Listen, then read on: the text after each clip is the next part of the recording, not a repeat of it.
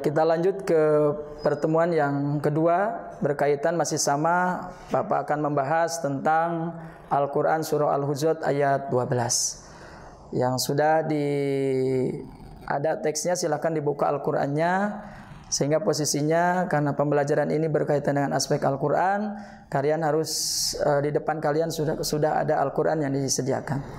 Surah Al-Hujurat ayat 12 kita sama baca sama-sama.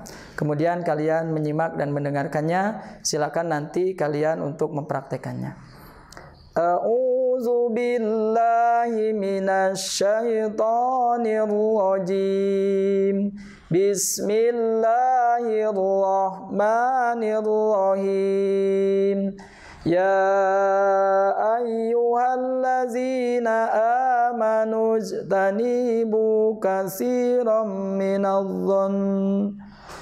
minadh-dhanni inna ba'dha dhanni ismun wa la tajassasu wa la yaghtab ba'dukum ba'dha.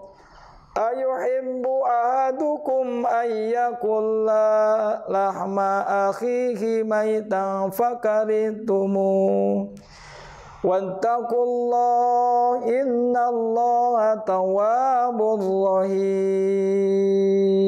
Mungkin kurang lebih cara pembacanya seperti itu. Disimak tajwid dan makhrajnya seperti apa.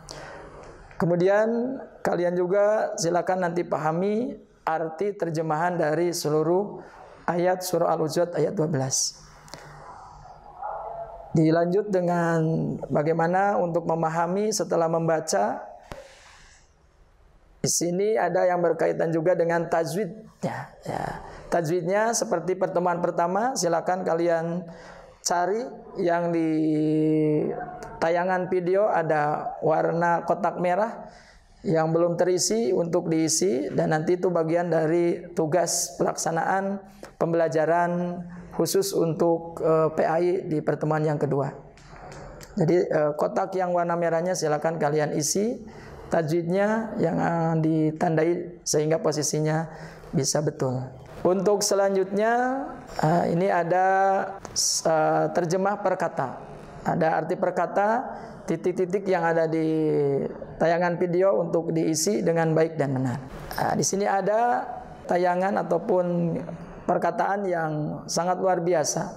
Jauhi prasangka buruk atau jasai no to negative thinking. Jadi ada seorang anak tayangannya. Coba kalian nanti sambungkan apa hubungan antara bacaan yang tadi dibacakan dengan kandungan surah Al-Hujurat ayat 12. Pesan yang tadi, just say no to negative thinking, jauhi prasangka jelek atau pikiran negatif, sambungkan dengan surah Al-Hujurat ayat 12. Silakan kalian tulis di buku ataupun diketik di Word, kemudian nanti kirim filenya ke Bapak yang berkaitan dengan pembahasan yang ada di tayangan gambar tadi. Kemudian ayo baca kembali surah Al-Hujurat ayat 12 berikut dengan makhraj dan tajwidnya yang sesuai. Setelah itu kalian ambil apa esensi dari isi kandungan surah Al-Hujurat ayat 12. Dan selanjutnya kita sama-sama untuk membahas bagaimana isi kandungan yang secara rincinya. Untuk lebih jelas lagi kalian bisa mencari referensi-referensi yang berkaitan dengan isi kandungan surah Al-Hujurat, baik dari tafsir-tafsir yang mungkin ada di aplikasi HP kalian ataupun di buku-buku yang kalian miliki. Dari Al-Hujurat ayat 12 ini ada tayangan gambar, bisa diperhatikan ada 3 orang yang lagi, mungkin ada yang lagi berbicara, berbisik-bisik, ataupun ada yang merasa tersinggung. Nah, ini berkaitan dengan isi kandungan surah Al-Hujurat. Menggunjing dan berburuk sangka dapat mengakibatkan perkelahian dan permusuhan. Dan ini tayangan gambar tersebut, ini salah satu contoh orang yang punya prasangka jelek ketika bertiga itu Rasul melarang untuk berbisik-bisik di antara ketiga tersebut karena bisa menimbulkan prasangka jelek. Kemudian berkaitan juga dengan surah yang selanjutnya, ini ada pembahasan surah Al-Hujurat ayat 10. Mungkin ini untuk pertemuan selanjutnya, pertemuan yang ketiga, surah Al-Hujurat ayat 10.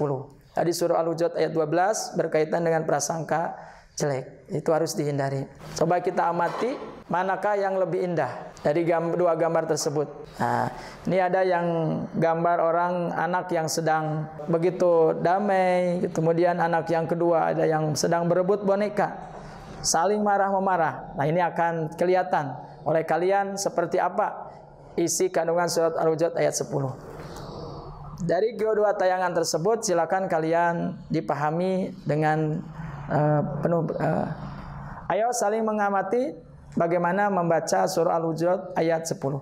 Seperti biasa Bapak akan bacakan, kemudian nanti kalian latihan masing-masing di rumahnya untuk memahami cara membaca surah Al-Hujurat. Untuk mendalami cara membaca Al-Quran, ada pembelajaran pengembangan PAI atau PPAI, itu lebih detail lagi bagaimana tajwid, ilmu makhrajnya dipelajari. Simak cara pembacaan surah Al-Hujurat ayat 10 ini. A'udzu billahi minasy syaithanir rajim. Bismillahirrahmanirrahim. Innamal mu'minuna ikhwatun fa aslihu baina akhwaykum wattaqullaha la'allakum turhamun. Artinya sesungguhnya orang-orang yang mukmin itu bersaudara. Karena itu damaikanlah antara kedua saudaramu yang berselisih dan bertakwalah kepada Allah agar kamu mendapat rahmat. Quran surah Al-Hujurat ayat 10. Nah, silakan tulislah hasil pengamatan Anda, pengamatan kalian terhadap baca Al-Quran. Bagaimana menurut kalian membaca kalian sampai sudah di mana? Kalau memang masih kurang, terus berlatih dan terus berlatih.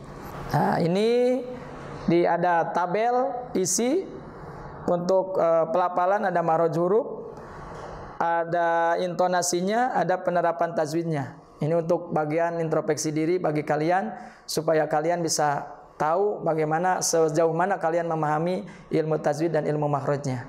Ya, selanjutnya ayo lakukan tanya jawab mengenai tajwid pada ayat tersebut.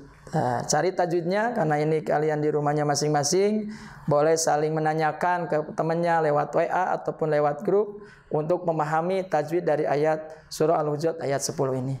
Seperti biasa yang di kotak merah yang belum terisi itu tolong diisi titik-titiknya.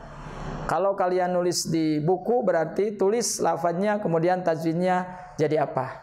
Nanti kalau bentuknya buku bisa difotokan, kirimkan nanti ke email ataupun WA Bapak. Kemudian yang selanjutnya setelah tajwidnya seperti biasa karena ini ilmu Al-Quran, kalian harus memahami arti perkata dari ayat tersebut. Ini ada kolom, tabel, silakan diisi. Tabel yang titik-titiknya, cari referensi di Quran terjemah. Karena ini lagi belajar, jangan takut salah. Insya Allah, walaupun salah, posisi lagi belajar, Allah pun akan memaafkan kalian. Kemudian, setelah memahami posisi tajwid, cara membacanya, cara melafalkannya, arti dan terjemahnya, ada surah Al-Hujurat, isi kandungannya seperti apa surah Al-Hujurat ayat 10. Dapat disimpulkan bahwa isi kandungan surah Al-Hujurat ayat 10 sesungguhnya orang-orang mukmin itu bersaudara. Itu kalimat yang pertama kita cari. Kemudian yang kedua, perintah untuk mendamaikan antara kedua saudara yang saling berselisih atau bermusuhan. Dari terjemah itu diambil kesimpulan isi kandungannya perintah untuk bertakwa kepada Allah. Jadi isi kandungan surah Al-Hujurat ada 3 yang sangat kalian harus pahami. Tentang bagaimana persaudaraan, tentang bagaimana menjadi orang yang selalu mendamaikan, dan bagaimana kita menjadi orang-orang yang bertakwa kepada Allah Subhanahu wa taala. Coba amati gambar ada di video. Ini ada 3 orang, 2 orang yang lagi berselisih dan 1 orang yang sedang mendamaikan. Ini harus kita contoh, orang yang mendamaikan ini jangan pilih kasih atau wasit sebagai penengah, ini harus netral antara teman yang satu dan teman yang lainnya, jangan sampai diadu domba. Nah, posisinya berkaitan dengan surat Al-Hujurat ayat 10, berarti bagaimana cinta terhadap persaudaraan, mampu mendamaikan orang yang berselisih dan meningkatkan nilai-nilai ketakwaan kepada Allah Subhanahu wa taala. Namun dari tayangan yang gambar atau video tersebut, silakan kalian nanti tulis seperti apa menurut pandangan kalian kalau posisinya ada kasus seperti di foto atau di gambar.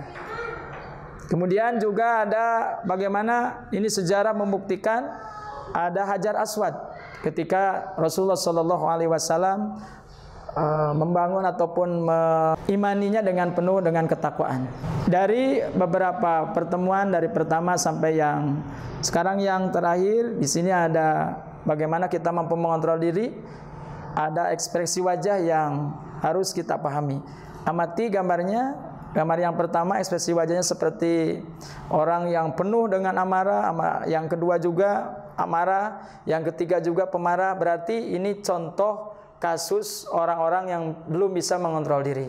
Dan selanjutnya amati pula ekspresi wajah yang ada dalam tayangan video. Ada yang senyum yang begitu luar biasa. Kemudian yang kedua seorang anak yang juga senyum yang sangat luar biasa. Dan ada foto wanita cantik yang senyum dengan yang sangat luar biasa. Ini 3 ekspresi dari 6 foto tersebut, 3 yang harus kita hindari dan 3 yang harus kita contoh. Oleh kalian silakan bandingkan bagaimana damai yang mana di antara, indah yang mana di antara 6 video ataupun foto. Terus berkaitan dengan marah, maka posisinya itu berarti orang yang belum bisa mengontrol diri. Cara mengontrol diri, yang ada tips dari Rasulullah, 1, mendekatkan diri kepada Allah dengan berzikir, dengan berdoa, dan dengan beribadah. Insya Allah nafsu bisa terkontrol. Kemudian yang kedua kata Rasulullah, segera berwudu ketika kita lagi marah, lagi emosi. Karena marah adalah bagian dari setan, api. Maka api bisa dikalahkan dengan air. Kemudian yang ketiga, membaca dan memahami Al-Quran. Apa yang tadi sudah kalian baca, kalian belajar membaca tajwid mahrajnya, terapkan dalam kegiatan sehari-hari, sering membaca dan memahami Al-Quran. Kemudian yang keempat, membiasakan untuk selalu bersyukur dalam berbagai keadaan. Orang yang berprasangka jelek, orang yang tidak bisa mengontrol diri, biasanya itu tidak lepas dari kurangnya bersyukur terhadap kenikmatan yang Allah berikan. Ya, kita lanjutkan kembali pembahasan yang tadi dibahas berkaitan dengan surah Al-Anfal ayat 72, Al-Hujurat ayat 12 dan Al-Hujurat ayat 10. Dari surah Al-Hujurat ayat 12, di sini ada berburuk sangka, maka kebalikannya adalah berbaik sangka. Berburuk sangka dilarang oleh Allah, berbaik sangka harus dimunculkan dalam diri kita. Dari 2 gambar yang ada di video ini, ada orang yang kelihatan stres, ada orang yang mendekatkan diri kepada Allah. Gambar yang pertama itu menunjukkan orang yang memiliki sifat berburuk sangka. Orang yang berputus asa itu menunjukkan orang yang berburuk sangka. Dan gambar yang kedua, orang yang optimis berdoa kepada Allah itu menunjukkan orang yang berbaik sangka. Sehingga bagi kita sama-sama untuk selalu menjunjung tinggi nilai-nilai yang ada dalam agama, terutama dalam surah Al-Hujurat ayat 12 dan Al-Hujurat ayat 10, bagaimana kita menciptakan suasana berprasangka baik dan menciptakan persaudaraan, bagaimana mampu mengontrol diri sehingga mampu menjadi orang-orang yang selalu dekat dengan Allah Subhanahu wa taala.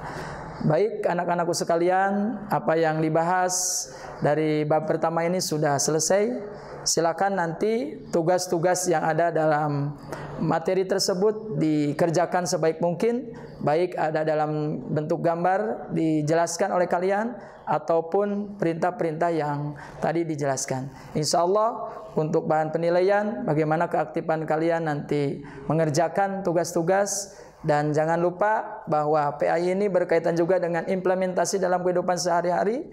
Nanti Bapak akan tanya sholatnya seperti apa, tadarusnya seperti apa, nyambung dengan pelajaran pengembangan PAI yang ada aktivitas kegiatan yang berkaitan dengan nilai-nilai keagamaan. Mudah-mudahan apa yang dibahas oleh Bapak dalam pertemuan kali ini bisa kalian pahami, bisa diamalkan. Yang paling penting adalah bagaimana ilmu sudah dipahami terus diamalkan. Al ilmu bila amal kasajar bila samar. Ilmu yang kita miliki tanpa diamalkan bagaikan pohon tidak berbuah, artinya tidak ada guna dan tidak ada manfaatnya. Sekian, billahi taufiq wal hidayah. Assalamualaikum warahmatullahi taala wabarakatuh.